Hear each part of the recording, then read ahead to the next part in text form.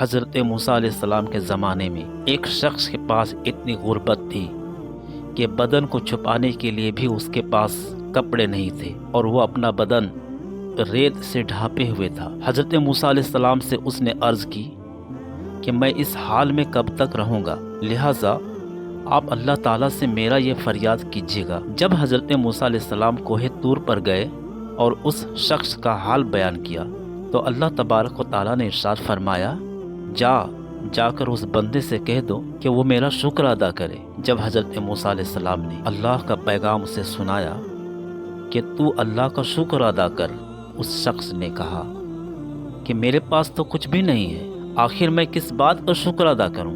بس اتنا جملہ نکلنا تھا کہ ایک ہوا کا جھونکا آیا اور ریت اڑا کر لے گیا، جس سے اس کا سارا بدن ننگا ہو گیا۔